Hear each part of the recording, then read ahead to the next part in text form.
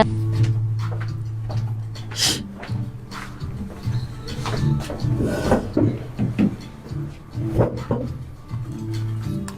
estaba en vivo. Ah, ya está en vivo. Y yo tomándome fotos. Ya saliste, ni modo.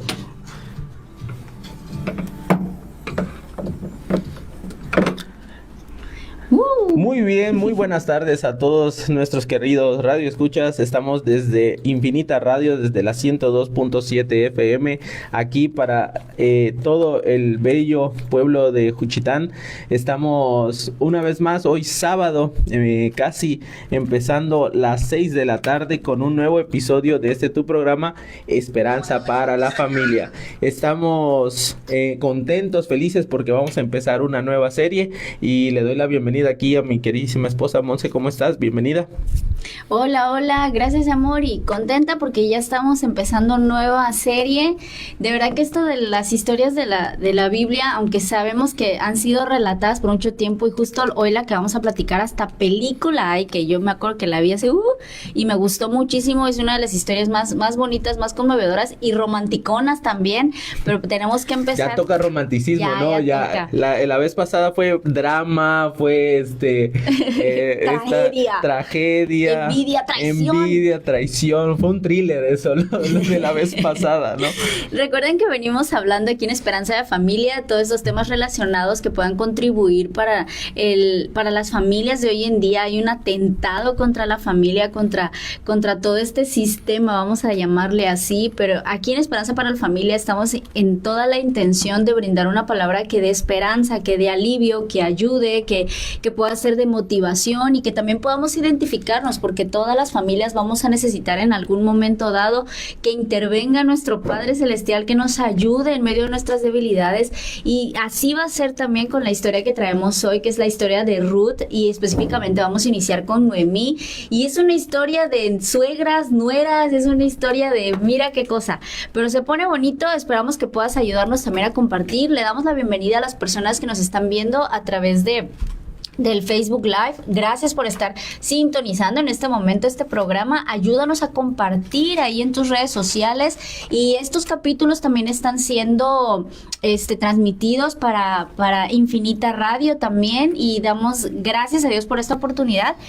Pero también tenemos ya un canal de YouTube al cual les invitamos que se puedan suscribir, y ahí pueden encontrar todo el catálogo completo de las series, de los programas que hemos hecho acá en Esperanza para la Familia, y esperamos que más de uno pueda ser de bendición para ti y para toda tu familia. De hecho, desde la temporada 1 ya la puedes ubicar. También estamos en Spotify, desde el canal de Infinita Radio.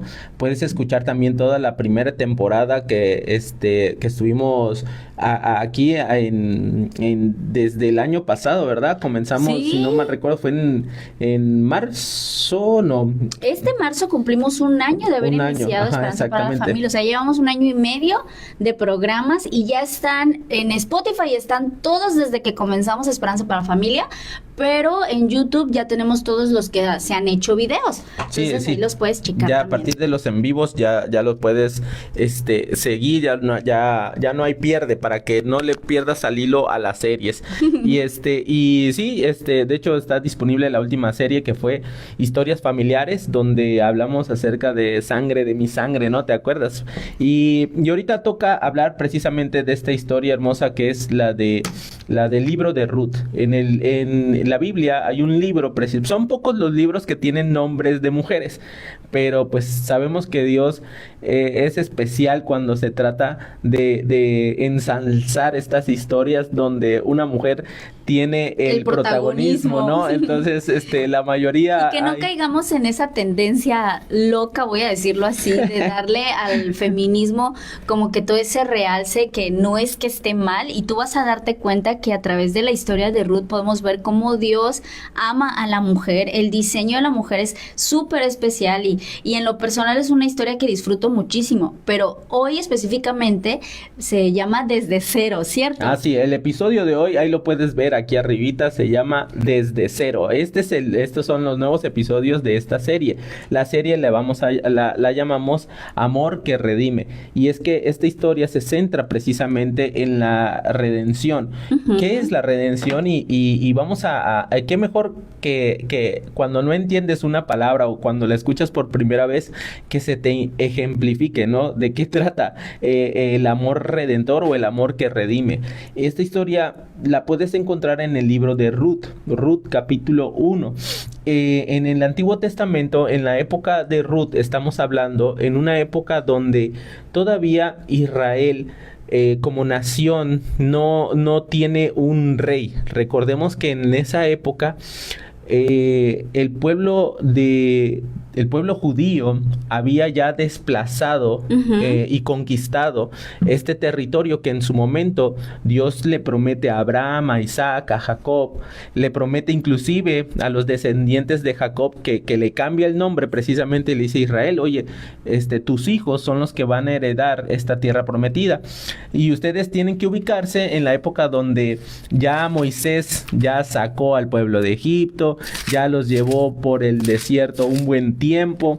De hecho, van a pasar más de 40 años ahí, una nueva generación se va a levantar y es la generación de Josué y Caleb la que empiezan a hacer la conquista de toda esta tierra prometida. Josué tiene su propio libro de la Biblia. Exacto. Donde se relata toda la historia de la conquista y cómo fueron ciudad tras ciudad, reino tras reino y fueron conquistando a fin de que se lograra esta posesión de la tierra prometida, ¿no? Y Josué y Caleb son los protagonistas, vamos a decirlo así, de esa historia. Y ellos reparten la tierra, o sea, ellos literalmente ellos son, principalmente Josué es el que se encarga de la repartición de la tierra, y estamos hablando de unos aproximadamente ya 300 años después de esta repartición, probablemente, ¿verdad? Estamos hablando ya de unas 3 generaciones que pasaron, probablemente entre 2 y 3 generaciones, porque inclusive estamos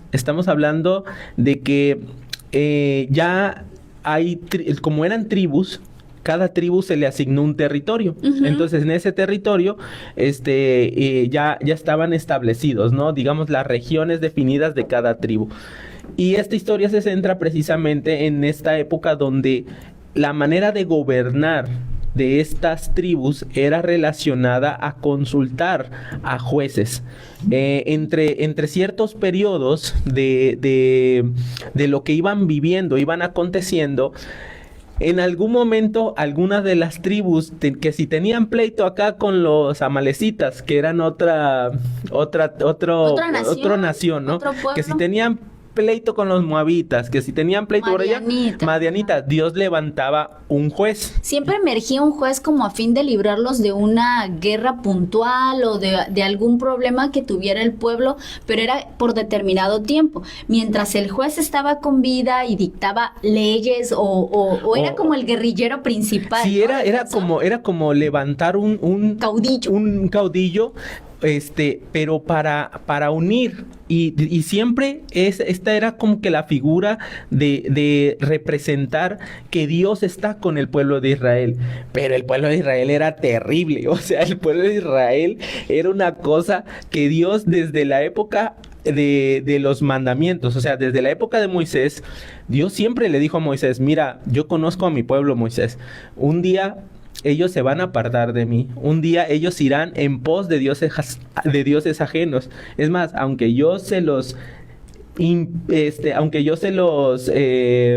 ponga como mandamiento, que si se van en busca de dioses falsos les va a ir mal, yo sé que su corazón se inclinará hacia ellos y habrá una consecuencia. Entonces, en esta época de jueces hay algo bien característico que menciona el libro de Ruth, porque para que te des una idea cómo es el contexto del ambiente social que hay en toda esta nación. Aquí menciona que en esos días, dice, así comienza el libro de Ruth. Ruth 1:1, aconteció en los días que gobernaban los jueces que hubo hambre en la tierra, y un varón de Belén de Judá fue a morar en los campos de Moab, él y su mujer y sus 2 hijos suyos. En este periodo que habla específicamente de que era cuando gobernaban los jueces, pues daba la casualidad que como solamente eran por periodos donde estaba con vida el juez, pues cuando ya no había juez, el pueblo, como tal se describe en la Biblia, hacía lo que quería. De hecho, así lo menciona Jueces 17:6, Jueces 21:25, y cada quien hacía lo que bien le parecía. Y esto es un tipo de persona que tiene su propio criterio. Pero imagínate todo un pueblo que diga, no hay ley, no hay juez, no hay quien me diga que está bien, que está mal. O la ley se conoce, porque si algo tenían el pueblo judío es que tenían por mandamiento transmitir estas leyes de generación en generación. Pero a diferencia de la época de Moisés, como que cuando estaba Moisés era, vamos a llevar todos los casos hacia Moisés, y había una estructura de liderazgo que se encargaban de estas situaciones.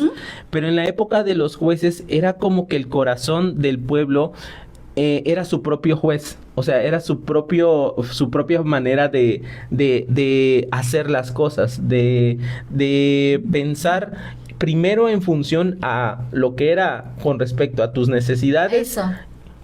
Satisfacer lo tuyo, y ya después veíamos la parte de la comunidad. Pues es que es esta parte donde el hombre se pone su propio estándar de vida, y no es ¿cómo sería? No es diferente a lo que hoy en día se estila, porque hoy en día la corriente de este mundo te lleva a pensar de que haz lo que te haga feliz a ti. Piensa en tu felicidad primero. Mientras estés bien tú, todo lo demás que caiga por su propio peso. No, es ese tipo de pensamiento donde yo pongo el estándar de lo que para mí es lo correcto, lo bueno, lo justo, porque si me beneficia, entonces está bien. Bueno, este tipo de pensamiento es lo que pasaba en la vida de toda una nación durante el periodo de los jueces. Mientras el juez estaba, pues aparentemente como no tenían invasores y pues la guerra funcionaba a favor de ellos, los libraban y todo, pues era como que sí, Dios, aquí estamos. Se acordaban de Dios. Exacto, pero una vez que ya se apaciguaban las aguas, que ya todo estaba tranquilo, ya todo el mundo se relajaba y volvían otra vez y atrás. ahí es donde entra y cada uno hacía lo que bien le parecía. Correcto. Entonces, había juez, pues entonces sigamos a lo que el juez. Ajá. Una vez que dejaba de estar el juez, entonces cada uno se convertía en su propio juez. Y la Biblia relata que hubo grandes jueces. Hemos contado historias aquí. Uno de los jueces fue Sansón, y no eran hombres perfectos. Muestra un botón. Váyanse a leer el libro de Jueces. Estuvo también Otoniel, que fue uno de los yernos de Caleb, ¿no? Débora fue una jueza. Bueno, en realidad era la esposa del juez, pero ella era pues la que sale. Ella es la que figura ahí en la historia. Ella es la que Dios permite que sale como estrella. También está Gedeón y varios jueces que le repetimos, o sea, no eran reyes como tales, y que de alguna manera el pueblo de Israel veía que las demás naciones tenían reyes, pero ellos no tenían reyes. Y eso va a ser un parteaguas, porque a partir de aquí, precisamente después de un acontecimiento puntual, es que el pueblo de Israel empieza a reclamar por un rey. Pero para esto, esta historia de Ruth es precisamente la precuela antes de que ocurra toda esta situación de que el pueblo empiece a clamar por un rey.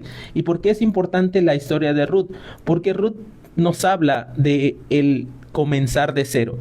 Este episodio se trata de eso, cómo a través de las decisiones de una familia, como es la familia de Elimelec y Noemí. Elimelec, exactamente, y Noemí, ellos eran de Belén. Belén era conocida como una ciudad importante dentro de la región de Judá. De hecho, su nombre significa la casa del pan, y el hecho que diga que eran efrateos de Belén era porque de la zona fructífera de Belén, que era dentro del reino de Judá. Se cree que Elimelec era parte de los príncipes de Judá. Se asocia que fue hermano de Salmón, y Salmón, en una de las historias que también aquí contamos, fue el que se casó con Rahab, y Salmón era príncipe de Judá. Bueno, en pocas palabras, la familia de Elimelec y Noemí estaban acomodados. Sí, está medio complicado en el nombre. Si tú le quieres poner así a tu hijo, no está mal. Le puedes decir, Eli, oye, Eli, ve, pero se llama Elimelec. Entonces, Elimelec y Noemí toman una decisión un poco pues no tan fácil de tomar, porque ellos, al ser de una familia acomodada, como mencionadas, una familia con cierto nivel de vida y cierto estatus de vida, hay algo externo que los motiva a tener que moverse de su lugar de origen. Justamente dice el verso 1 que comenzó un hambre en la tierra en esta temporada. Entonces, seguro no había un juez. No, ese es el punto. Miren, Deuteronomio capítulo 11, el versículo 13. Estoy hablando en la época de la ley de Moisés. O sea, unos 400 años para atrás. Este mandamiento Moisés les dice: miren, si ustedes obedecieren cuidadosamente mis mandamientos, que yo hoy les doy, amando a Jehová su Dios y sirviéndole de todo corazón, con toda su alma, yo les daré lluvia para sus tierras en tiempo tanto temprano como tardío, y vas a recoger grano y tu vino y tu aceite. Daré también hierba a tu campo para tus animalitos y todo eso. Y dice: guarda pues en tu corazón que no se infatúe, y no te apartes y sirvas a dioses ajenos y no te inclines a ellos. Y no vaya a ser que mi furor se encienda sobre ti y sobre ustedes, y yo cierre los cielos y no haya lluvia, ni la tierra de su fruto, y perezcas pronto en la buena tierra que yo te la di. O sea que para que existe el hambre en esa época, quiere decir que en la propia región del pueblo de Dios habían estado olvidándose de él, habían dejado de practicar sus mandamientos, como dice aquí, y dejaron de guardar aquella palabra que permitía el bienestar de toda la nación. Así es. Esta hambre no era coincidencia, esta hambre era producto de un desapego del corazón del pueblo como tal, como nación, de olvidarse completamente de Dios. Entonces, el problema es que Dios vio de que, o sea, si no levanto juez, esta gente hace lo que cada uno piensa y quiere. Uh-huh. Y les vienen los problemas, los invaden y todo eso, claman a mí: ayúdame, Señor, ayúdanos y todo eso. Ok, porque mi corazón es misericordioso y yo les prometí que estaría con ustedes. Levanto un juez y vuelve otra vez el corazón, pero una vez que el juez se va, otra vez vuelven en pos de aquello malo o aquello que desagrada el corazón del Padre, ¿no? Bien del Señor, así es. Entonces, en ese sentido, la hambruna no era casualidad, era producto de la consecuencia y el estilo de vida como pueblo, ¿no? Entonces podemos entender que la decisión que ellos toman ciertamente es por las circunstancias. Oye, no hay comida, estamos acostumbrados a tener la comodidad de lo que nos provoca el ser príncipes de una tribu, porque pues era de Judá, y de repente no hay hambre, no sabemos cuánto tiempo llevan. De repente hay hambre, más bien, no hay recursos, no se puede sostener ese estilo de vida, no se puede sostener estas cosas que de alguna manera estamos acostumbrados. Pues, ¿qué hacemos? ¿Qué hacemos? Tú eres Noemí, yo voy a ser Elimelec. Melec, para los cuates Melec. ¿Qué hacemos? No, pues a ver para dónde vamos. Y la decisión que ellos toman es precisamente irse de el territorio que ellos dominan y que su pueblo controla. Es irse a Moab. Moab es una nación que colinda, que tiene frontera con ellos. Es como dijeron: vámonos a Guatemala, Monse. Vámonos aquí a Guatemala. Que no es parte de México, pero exacto, está cerquita. Que colinda con frontera. Estamos hablando que era un recorrido aproximadamente entre 40 y 50 kilómetros. Claro, decimos la referencia de Guatemala por asemejar que no era parte de México, pero en realidad la distancia no era muy larga. Es como estar de aquí de Juchitán y 43 kilómetros más, llegas a Claro, en línea recta, pero estamos hablando de que era una región montañosa, que había que atravesar el Mar Muerto. También. Estamos hablando de probablemente un recorrido de 2 semanas, en lo que subían las montañas, bajaban las montañas, cruzaban el Mar Muerto y después llegamos a la frontera. Pero ellos decidieron comenzar de cero, yendo a un lugar que no conocían. Y que solamente habían oído que pues ahí no había hambre y que era una buena oportunidad para comenzar y que era un buen lugar para ir. ¿Cuántas veces lo pudieron haber platicado? ¿Qué pudieron haber como que batallado en sus mentes? ¿Quién habrá insistido en Moab, pudiendo irse arriba o a Egipto? Pero alguien se le ocurrió decir: oye, ¿qué te parece Moab? ¿Cómo lo ves? Sí, ¿no? Es como si hoy en día muchas de las familias a lo mejor también toman esas decisiones.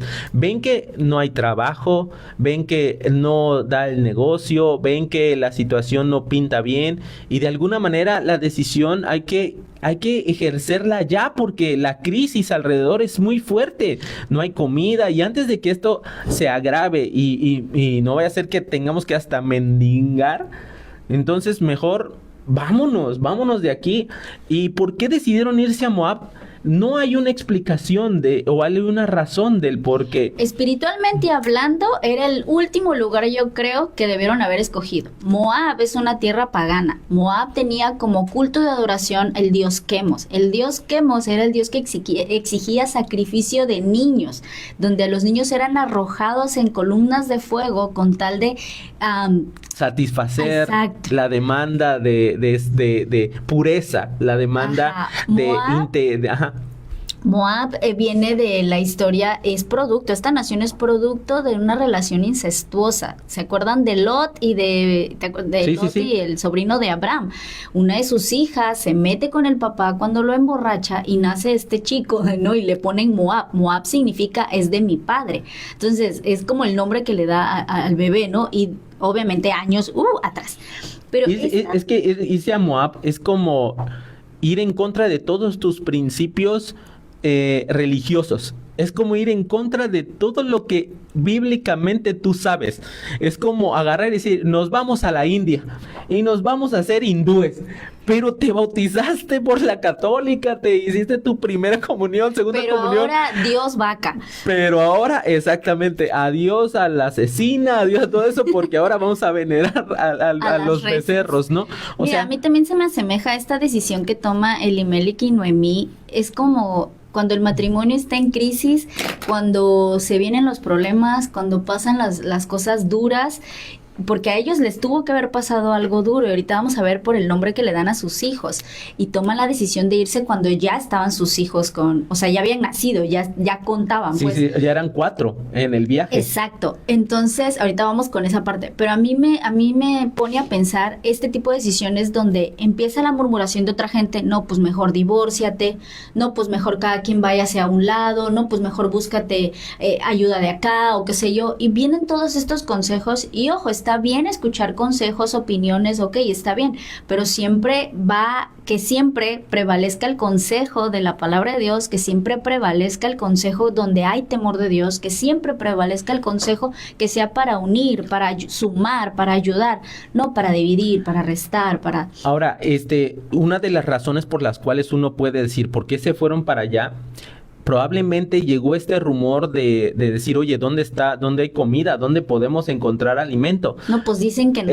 Exacto, o sea, recuerden ustedes que en la serie anterior, a oídos de Jacob, llegó que en Egipto había trigo. Entonces, de alguna manera la gente cuando hay necesidad, oye, esa voz se corre rápido. ¿Quién sabe cómo? Pero había un Twitter muy bueno ahí. Y de hecho, o sea, el hecho de que dijera aquí que ellos llegaron a morar a los campos de Moab es porque verdaderamente pues no era mentira que en Moab había alimento, que agricultura Moab, seguro exacto, había algo que ya no se estaba produciendo en la región de Judá, en la región de Belén, de donde ellos partieron. Ahora, es importante entender también un poco dónde podemos rascarle a esta historia. Elimelech, su nombre significa Dios es rey. Mi Dios es rey. Mi rey. Dios es rey.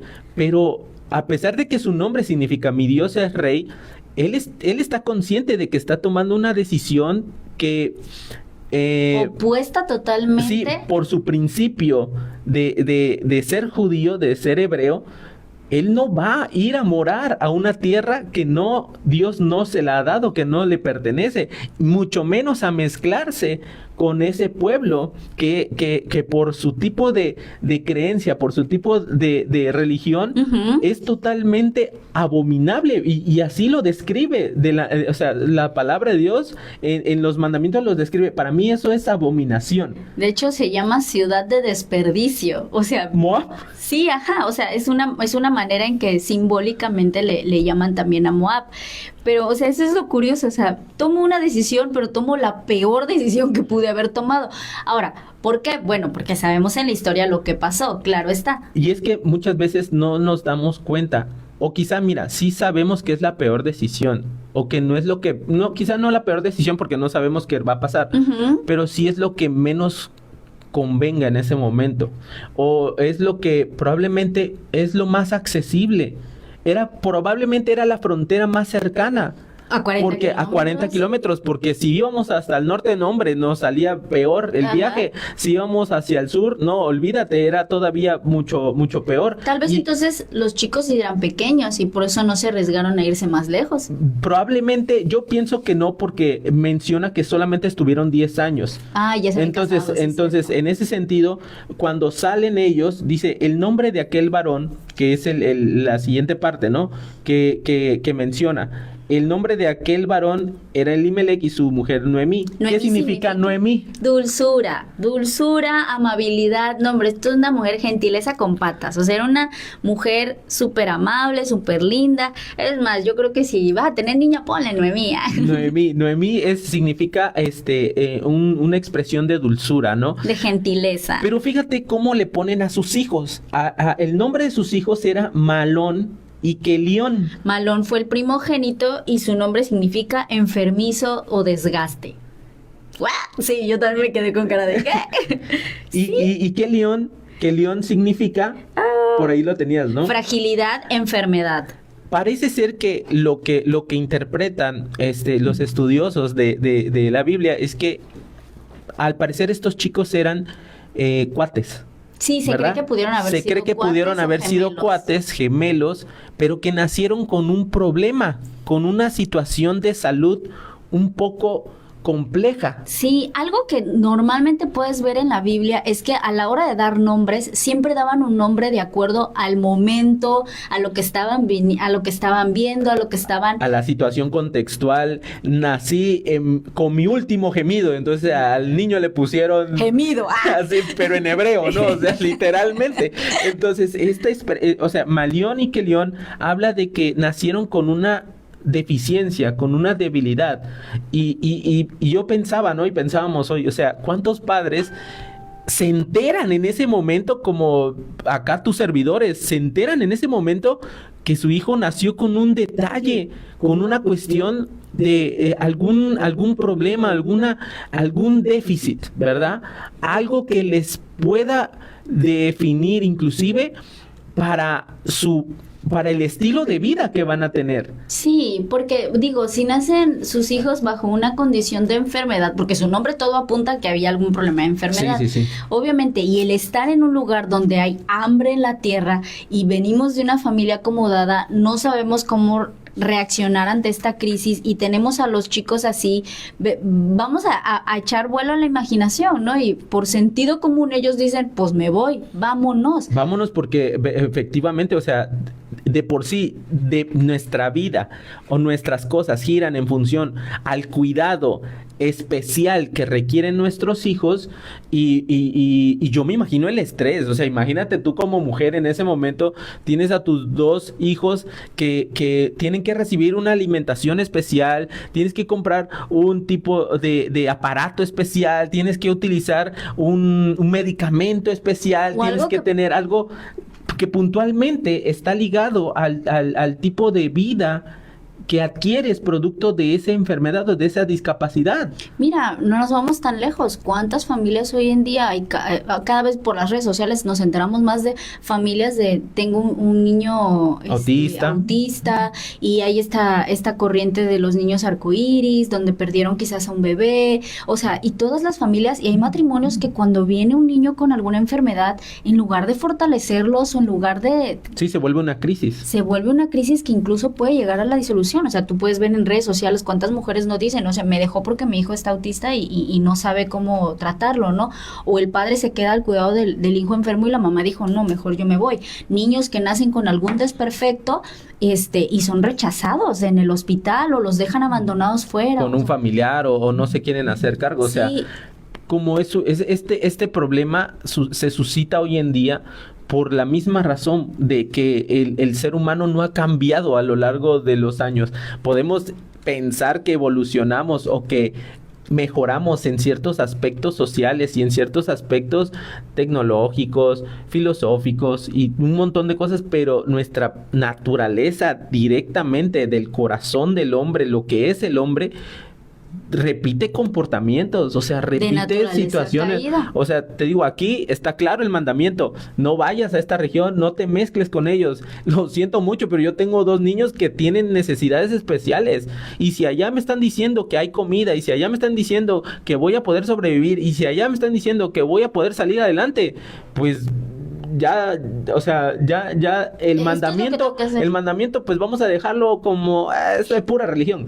Vámonos. Dios se entiende, exactamente, Dios sabe. ¿no? Hasta Dios me está mandando, inclusive, ser, ¿no? ¿no? Entonces, y cambiarte de lugar, y de manera personal también lo hicimos, nunca es fácil tomar la decisión, vaya que es complicado. Yo recuerdo, nosotros somos tabasqueños y nos venimos a vivir a esta región del Istmo, y recuerdo a mi esposo cuando teníamos que tomar la decisión, y había muchas voces y había muchas cosas que podían estar en ese momento bombardeándonos de qué hacer y qué no hacer, pero había algo en el corazón de mi esposo que él me decía: Mons, es que no quiero tomar una decisión y que nos pase algo allá. O sea, siempre había como que ese temor, no quisiera que pasara algo. Y me recuerdo que igual me platicaste la historia de un conocido que toda su familia del DF se fue a vivir a Villahermosa, y creo que no llevaban pero ni meses viviendo ahí, y se perdió uno de... El primogénito se perdió en una salida, en una salida de amigos, en una noche.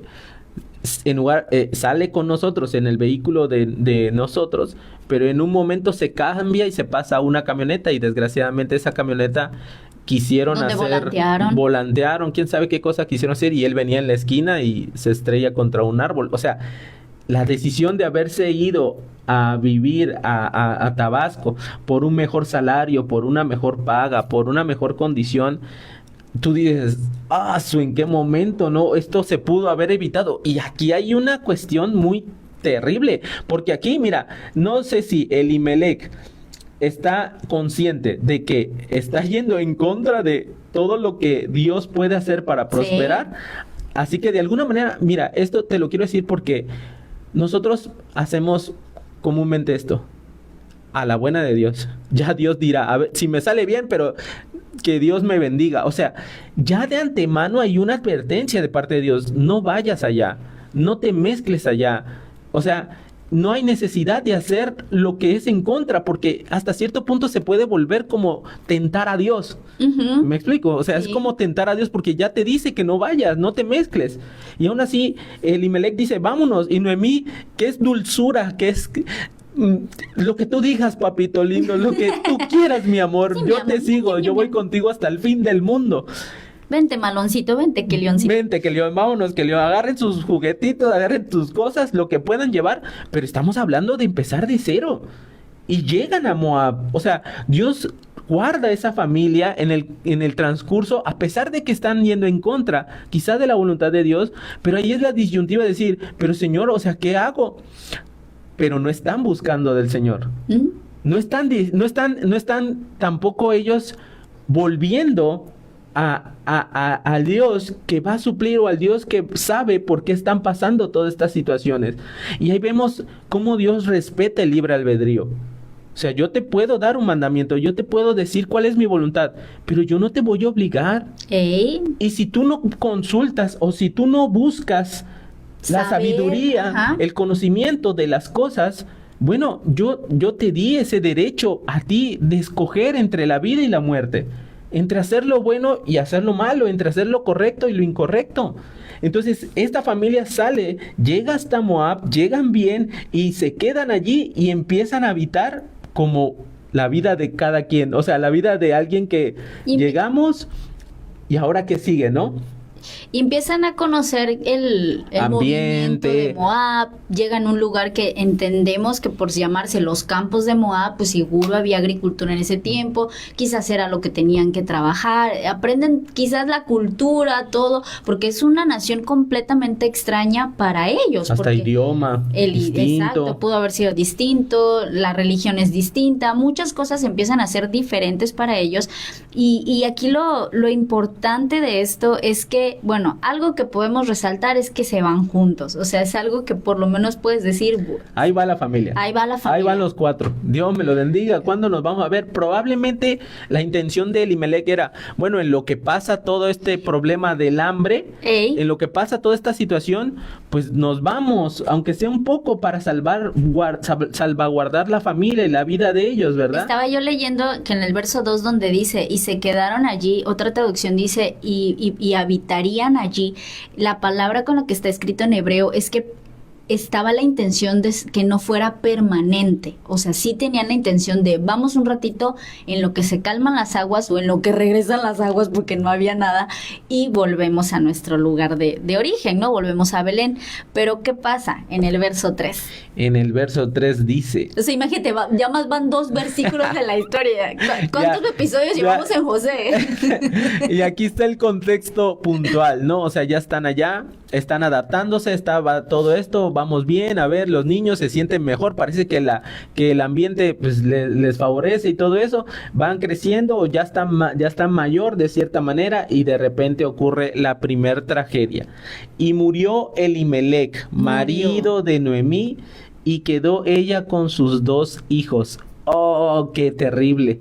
Porque aquí se acaban los planes que tú tenías. Porque por lo menos estaban juntos, en la mala decisión, pero estaban juntos, estaban al menos buscando salir de la torón en ese momento, pero resulta que Elimelech pierde la vida. ¿Cómo? No sabemos. Seguro ya había un oficio, ya estaban acomodados, ya había un tiempo ya había pasado un tiempo, eso sí es verdad.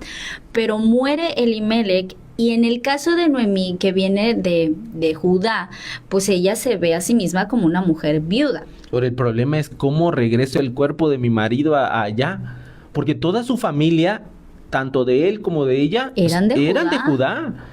No le quedó de otra más que enterrar los huesos de su marido allá en Moab. Porque la Biblia nos hubiera dicho. No, es que sí sí, pero no regresó con a diferencia de José, por ejemplo. Ah, sí. Que ahí sí dijeron, no vamos a enterrar los restos de José en Egipto, no. Cuando entre mis hijos a la tierra prometida, que se lleven mis restos. Sí. Acá no, aquí quedó Elimelech enterrado en Moab, pero encima de eso, parece ser que en ese tiempo ellos también empezaron a ver ya no lo que era momentáneo, sino como algo para establecerse y quedarse. Bien. ¿Por qué? Porque dice aquí que tanto sus 2 hijos también tomaron mujeres de las moabitas.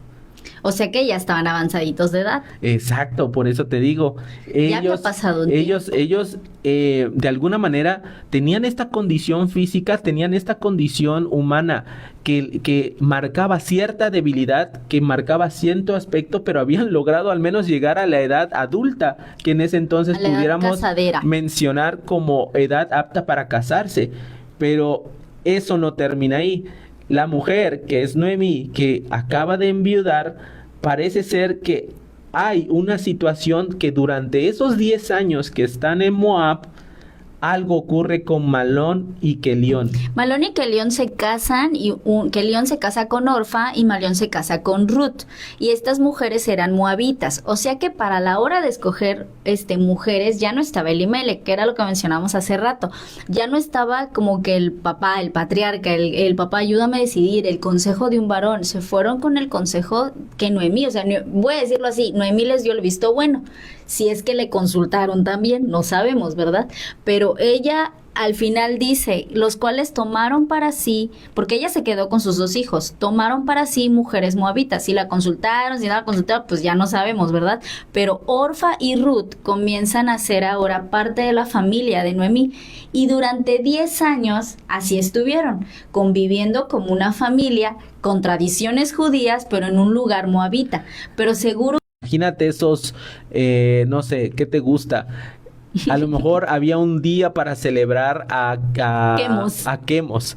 Y pues le tocaba atender la vela de Quemos, ¿no? Y Noemí decía, hija, yo no puedo ir a ese lugar, perdóname, pero... no. Que Noemí trató de influir y de inculcar en ellas el tener temor de Dios, pues de Jehová, ¿no? Que era el Dios de ellos como tal, como israelitas.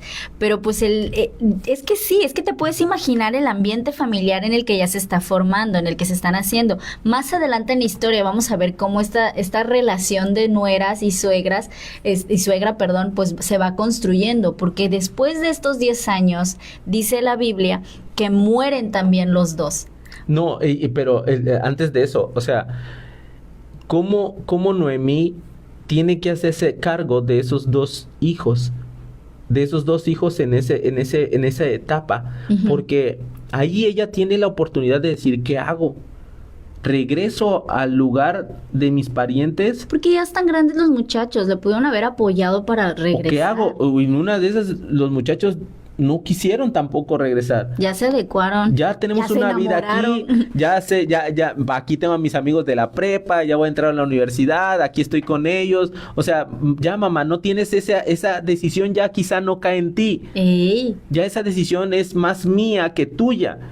Pero el problema es que Noemí es así como que, ¿por qué te moriste, Elimelech? ¿En qué momento te moriste? Mire todo el problema que me dejaste, mira todas las situaciones ahora que tengo que enfrentar sola. Pero Noemí, no ves el corazón de Noemí desesperada ni echando culpa hacia Dios, porque de alguna manera entiende que no hay una decisión respaldada por Dios. O sea, que no lo puede culpar porque sí, Dios no tiene injerencia. Porque desde un principio Dios dijo, este es mi mandamiento o este es mi punto de vista, pues desde aquí lo veo yo. Yo no te estoy mandando, yo no soy el que está detrás de ti. Entonces ella de alguna manera lo entiende y tiene que asumir esa responsabilidad de decir, bueno, ahora me tocó estar con mis hijos nada más, mis dos hijos. Pero el problema que se viene es precisamente ese, que ahora sus dos hijos que mueren. Tenían seguro alguna fragilidad en su salud, mueren. Ahora ya son no una viuda, ahora hay 3 viudas. Quedando así la mujer desamparada de sus 2 hijos y de su marido.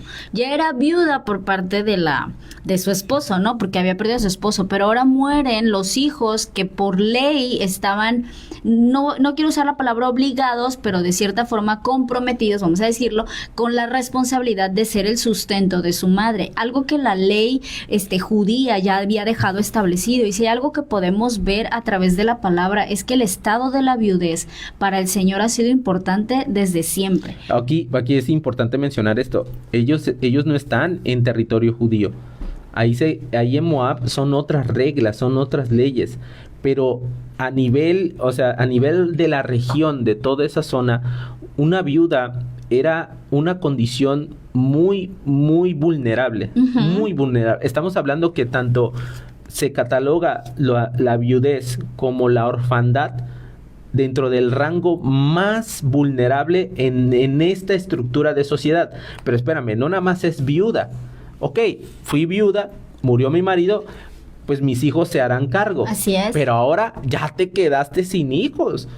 Y ahora sí, ya no hay nadie que esté a tu protección, para tu cuidado, para tu sustento. Eso. Y eso es lo más crítico. Porque en la cultura judía no era como tal, o sea, no era, si una mujer tenía como un estado en la sociedad, ¿no? O era casada o era de las que habían sido, ¿cómo se llama? Divorciada, pero tiene su nombre, que había sido repudiada, o eras viuda, o sea, o eras prostituta o una cosa así, ¿no? Pero en este caso, en la condición de la viudez, ella estaba en el estado vulnerable. Pero mira que si para Dios no es importante que en la parte de las leyes, cuando Dios le da las leyes a Moisés, en Éxodo 22, él menciona que él va a proteger a las viudas y advierte que no se debe afligir a ninguna viuda ni a ningún huérfano.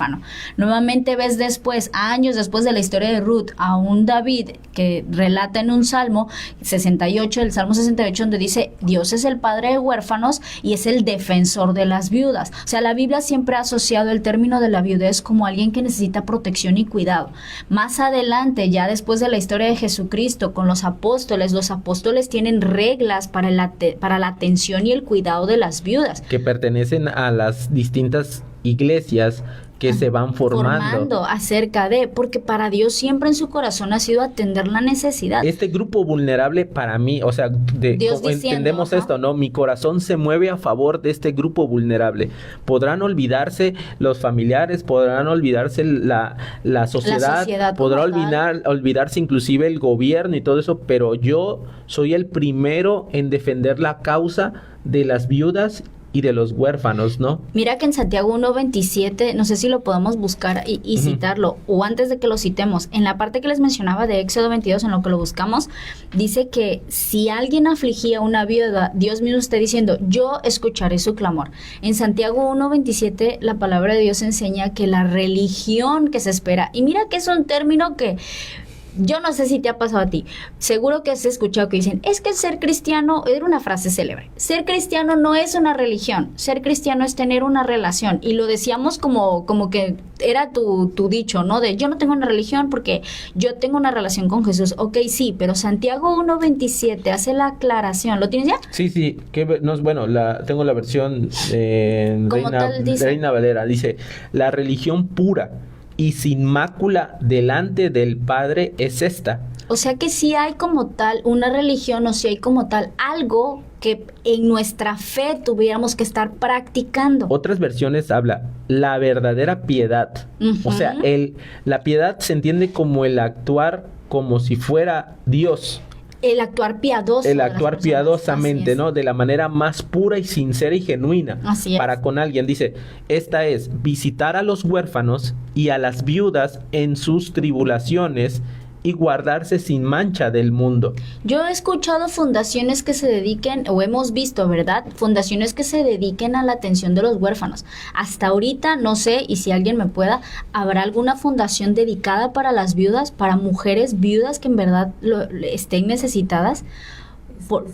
Específicamente no podemos atribuirlo, pero en la palabra de Dios, cuando los apóstoles estaban, había una atención especial para las viudas, tanto así que en una ocasión hubo un pleito. Yo creo que la primera riña que hubo en los Hechos, que relata cuando la iglesia primitiva, era que los discípulos decían, oigan, no podemos nosotros estar atendiendo a las viudas, porque se peleaban. Las viudas de los griegos decían, oye, no están atendiendo bien a mis viudas, y luego las viudas de los judíos, es que a mí tampoco me están atendiendo bien, y que los apóstoles tuvieron que designar diáconos, y ahí es donde salta a la vista Esteban y salta a la vista Felipe, para que pudieran ellos delegarles este trabajo es de la iglesia. Algo que hemos hecho mal es que nos hemos echado para atrás y no hemos trabajado socialmente para ayudar a estos dos grupos vulnerables, a los huérfanos y a las viudas. Sí, como que pasamos por alto, o sea, es como que esa responsabilidad es de la familia. Porque ciertamente el apóstol Pablo en 1 Timoteo 5 marca que la atención de las viudas debe ser directamente a la familia.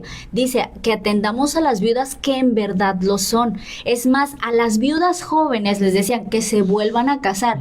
Bíblicamente, una mujer que queda sin esposo, no hay ley que la detenga de volverse a casar. Es libre para volverse a casar y no se le puede estigmatizar de ningún modo, porque era necesario que tuviera una familia que la cubriera, que la arropara. O sea, Timoteo habla de esto y habla, el apóstol Pablo dice, pero las viudas que en verdad lo son, que necesitan ser atendidas, que no tienen a nadie, ahí es donde entra lo que Santiago 1:27 dice, donde la religión pura, y me gustó mucho una frase que leyó, pero no la tengo aquí, donde decía, nuestra fe está muy bonita y podemos citar muchas citas bíblicas y podemos sabernos muchos textos, pero si en la práctica no estamos siendo piadosos como Dios lo es, tal así de dejar un mandamiento y decir que no se deben de afligir a las viudas, que se debe buscar la ayuda a estos grupos vulnerables, así es como debemos de mantenernos nosotros. Y es el problema que tenemos etiquetado grupos vulnerables, lo que quizá no es vulnerable. Sí, entonces ya lo que verdaderamente es vulnerable es alguien huérfano. Es alguien que está en una situación de viudez donde queda desamparada. Noemí es este caso. Noemí es una mujer desamparada en territorio ajeno, en territorio lejano, con 2 hijas o 2 nueras que ahora de alguna manera parte de su familia. Ya son parte de su familia, pero ocurre una tragedia que también se convierten en viudas. Y es quedan ahí, viudas jóvenes. Sí, son viudas jóvenes. Entonces, ¿qué pasa? Que Noemí tiene que tomar una decisión, porque en el versículo 6 dice... Bueno, antes de llegar a nada más déjame agregar esta parte. La viudez en la Biblia ciertamente es un estado vulnerable, pero también hay viudas que sobresalen en la Biblia. Está la viuda donde Jesucristo resucita al hijo de la viuda de Naín. Está la viuda que cuenta la palabra que fue a dejar 2 blancas y que Jesús exalta la fe de esta viuda, porque así como podemos decir, sí es un estado vulnerable, también las viudas han demostrado que pueden salir adelante. Son partícipes de milagros, como por ejemplo con Elías. Tú lees el libro de Primera Samuel, si no mal recuerdo, ahí está la viuda de Sarepta. Puedes encontrar una otra viuda también beneficiada. Jesús habló de una viuda que iba delante de un juez injusto y que para que atendieran su oración. O sea, siempre hay una referencia directa en que Dios utiliza la condición vulnerable de la persona en esta situación particular, pero siempre hay algo que Dios, como es el grupo para el cual que toca su corazón está al pendiente, es como eres candidato para manifestar la gloria de Dios, exacto, la gracia de Dios. Y eso es lo importante. Ahora, hay mujeres en la Biblia, pero también hay mujeres hoy en día que podemos decir, oye, en su viudez salió adelante. Y sinceramente me atrevo a mencionar a mi abuelita. Mi abuelita enviudó a los 35 años y hace poco que platicaba con ella me decía, hija, yo me acuerdo cuando murió tu abuelito Felipe y estaba mi tío Fel, el hermano más chico de mi mamá, quedó como de 5 años, si no me equivoco. Y mi abuelita, o sea, sintió que se le venía el mundo encima. Y yo recuerdo las palabras de mi abuelita que me dijo, o sea, que sí le entró una depresión feo. Y sí dijo mi abuelita, es que yo dije, ¿qué voy a hacer? Porque mi abuelita no sabía hacer nada. O sea, ella te dice, es que yo no sabía hacer nada. Mi abuelita estudió, creo que hasta 4º de primaria, una cosa así. Entonces mi abuelita sí fue más, perdón. Pero yo me acuerdo que estudié hasta la primaria nada más. Y me acuerdo que mi abuelita, y con sus ojos me platicaba esta historia, me decía, es que yo no sabía hacer nada. Mi abuelita aprendió a patronar de costura, mi abuelita aprendió a hacer pasteles, mi abuelita aprendió, porque dijo, heredó lo que le dejó mi abuelito, dijo, esto lo voy a administrar. Mi mamá y mi tío Felipe, gloria a Dios para el Señor, bueno, ahora conocen del Señor y todo, pero salieron adelante, son profesionistas. O sea, mi abuelita hizo su parte, ¿verdad? Y con la ayuda de Dios, y en ese tiempo mi abuelita no era devota de quizás de leer la Biblia o qué sé yo, como ahora que ella es creyente en el Señor, y saludos abuelita, pero ese es el punto. O sea, sí es un estado vulnerable, pero es el estado, la gracia de Dios es manifestada en la vida de ellas, de que se puede salir adelante, de que pueden luchar por las cosas, pero no dudo de que pasen sus momentos duros. No, claro. Y aquí ese punto, porque hasta aquí todavía no vemos el corazón de Noemí. El corazón de Noemí no se ha abierto como tal. Está todavía en medio de esta vorágine de malas noticias. Ya perdí a mi marido. Ahora pierdo a mis hijos. O sea, y Noemí, porque ahorita lo vamos a leer, ya no estaba en esa edad quizá para considerar el volver a ser familia. Una vez que ella queda viuda, por ley, ella podía regresar a su pueblo y volverse a casar. Pues en este caso ya había enviudado. Sin embargo, ella estaba consciente por la etapa en la que estaba pasando. En el versículo 6 y 7 dice, entonces se levantó con sus nueras y regresó de los campos de Moab, porque oyó en el campo de Moab que Jehová había visitado a su pueblo para darles pan. Salió pues del lugar donde había estado y con ella sus 2 nueras y comenzaron a caminar para volverse a la tierra de Judá. Mira lo maravilloso que es esto, porque ella escuchó ahora que donde hay pan es allá en su tierra. O sea, las cosas cambiaron ya allá. Ya de donde somos, ya está a favor otra vez. Y probablemente ahí, mira, si yo soy Noemí, yo diría, igual y nunca debimos de haber venido para acá. Igual y tomamos una mala decisión, no lo sabemos, ¿verdad? Pero quizás fue su momento de reflexión. ¿Dónde ves que hay un momento de reflexión? Cuando todas mis decisiones están apuntando hacia un mismo lugar, hacia una misma cosa, hacia una misma situación, pero de repente doy un giro de 180 grados, algo me tuvo que haber hecho cambiar. O sea, una cosa tuvo que haber sido. Y la mejor decisión la empieza a tomar ahorita Noemí, diciendo, voy a volver, vamos a regresar. Voy de vuelta. Voy de vuelta. No, o sea, aquí ya estoy convencido de que este no es el lugar para mí. Ya no tengo a mi marido, ya no tengo a mis hijos, pero tengo a mis nueras. Y estas nueras, o sea, en el versículo 8 y 9, Noemí les dice a sus dos nueras, les dice, anden, miren, vuélvanse ustedes a la casa de su madre. Jehová haga con ustedes de misericordia, ¿sí? Como lo ha hecho como lo habéis hecho conmigo, con los muertos y mis conmigo. muertos. Así es. Sí, y les conceda Jehová a ustedes descanso de esta situación, claro, porque pues el corazón le dolió tanto a Ruth como a Orfa, se le mueren cada quien su marido, ¿no? Y ella entiende el idioma, o sea, yo perdí a un hijo, tú perdiste a un esposo. Pero yo también ya había perdido a mi esposo, te entiendo. Te entiendo perfectamente. Entiendo la fragilidad con la que estás ahorita. Exacto. Entiendo cómo te sientes. Y le está diciendo, mire, Dios sea misericordioso con ustedes, regresen a casa de sus padres. ¿Y saben qué? Hagan una vida ustedes. Tomen la decisión que ustedes consideren de empezar de nuevo. Adelante, háganlo. Pero ellas le dijeron, mira, nosotros queremos ir contigo, con tu pueblo. Pero Noemí les dice, miren, o sea, si ustedes vuelven acá conmigo, ¿de qué sirve que vuelvan conmigo? Porque yo van a esperar a que yo dé a luz otros hijos. Porque o sea, era parte de las leyes morales de que te podías volver a casar con otro hijo. Aparte también dentro de estas leyes estaba que si el hermano moría, el hermano menor o el hermano siguiente tenía la obligación de dar un hijo a esa mujer o a esa descendencia para continuar la descendencia. Pero iba a contar como si fuera hijo de su hermano muerto. Exactamente. Sí, entonces, de alguna manera, Noemí le dice, miren, yo ya más hijos no creo que pueda darles. Y aunque me vuelva a casar, les dicen. Y aunque me vuelva a casar, van a esperar ustedes a que estos muchachos nazcan, crezcan. Y aún así se casen, por favor, o sea, no vamos a ser ingenuos. Miren, no les auguro, o sea, ella está siendo consciente, no les auguro qué pueda pasar si vienen conmigo.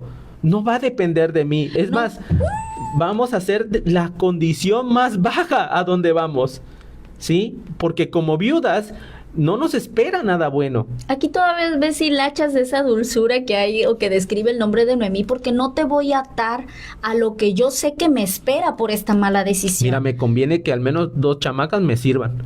Se queden conmigo para que yo no esté sola, para que yo no me aburra, para que yo al menos tenga el día que no pueda ir por un mandado, ahí mando a la Ruth o mando a la Orfa.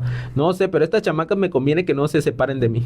O que fuera una mala mujer y que pudiera una mala mujer y que pudiera decir, pues quién quita y las podemos poner a chambear, pero es que pongan su OnlyFans. Es que eso es otra cosa, que las viudas jóvenes también podían correr el riesgo de caer en esta prostitución que se daba mucho. Así es. Entonces, era como que un camino peligroso para las viudas jóvenes. Porque cuando un hombre veía una viuda joven, tenía la obligación de que el primer hijo no iba a ser de él, iba a ser del muertito. Entonces, nadie quería... Del difunto. Pues nadie... Si no nos van a tumbar. Nadie quería estar con una viuda joven. No era como que, la viuda joven, pues ya había sido esposa de alguien, o sea, era esta onda bien rara, ¿no? Machidicho. Ándale, pongan machidicho, licenciada. Entonces, de cierta forma, Noemí no quería atarlas a esta vida, o sea, Noemí dijo, miren, yo con lo mío ya fue un acabose, pues, o sea, ya estoy hasta el full de esto, hijas, regresen, no las voy a atar a mí, no quiero hacer mal uso de sus vidas, vayan y regresen a su tierra.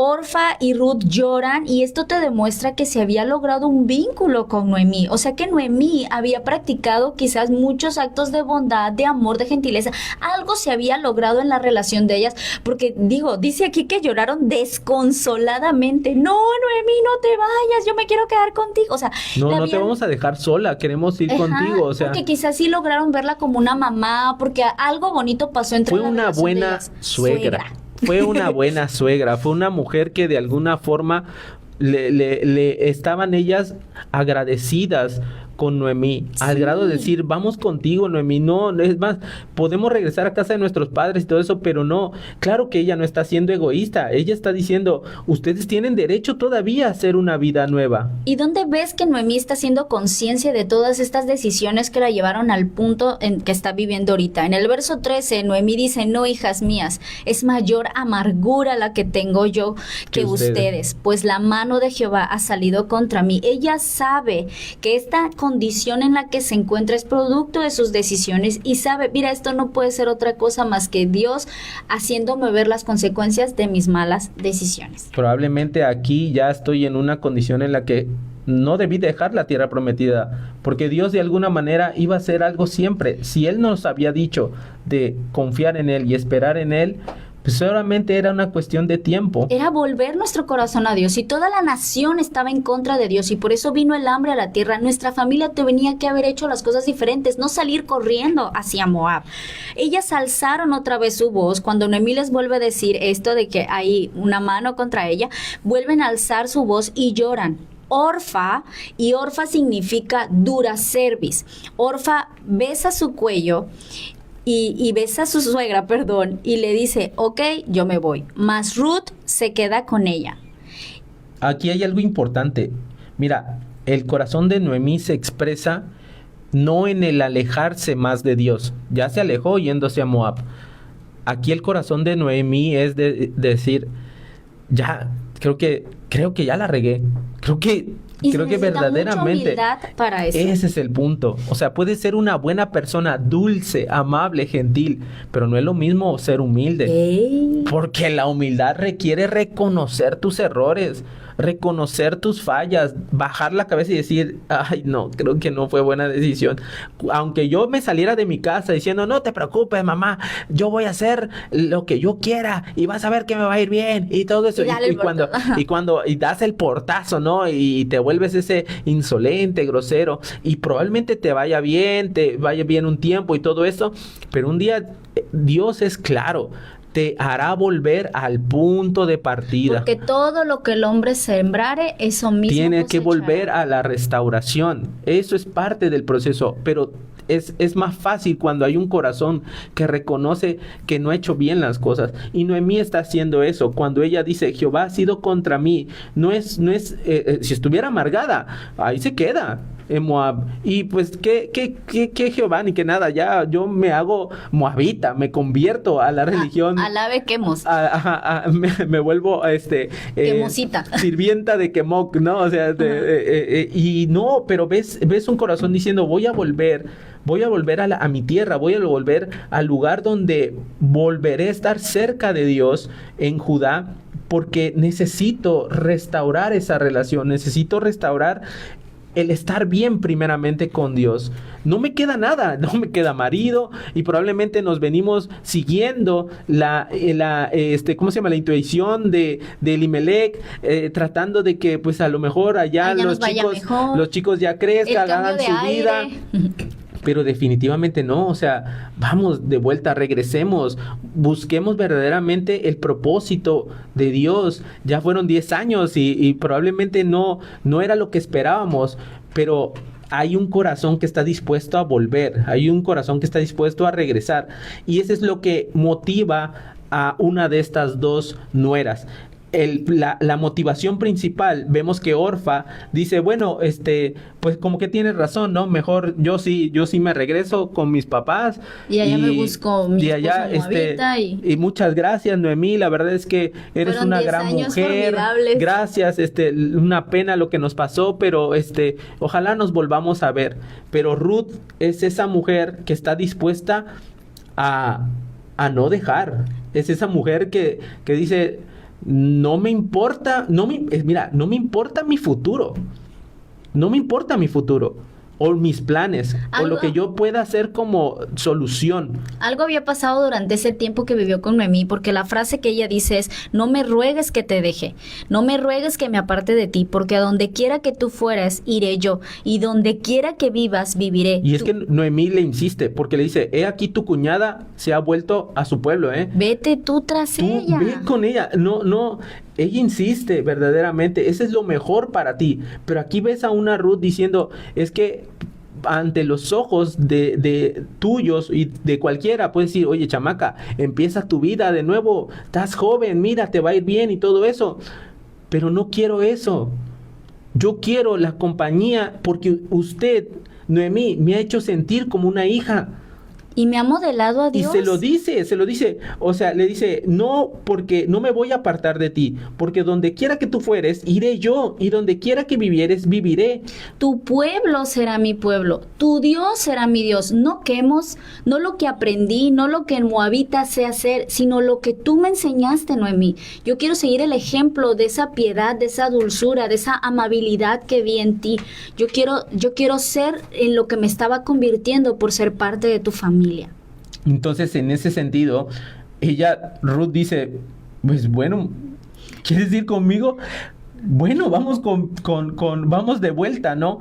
Y esto es importante resaltar porque Ruth es una mujer que antepone el valor de la lealtad, de la fidelidad, del sentido de familia. De hecho, su nombre significa compañera fiel. Compañera fiel. Antepone esa situación antes de perseguir su propia ambición.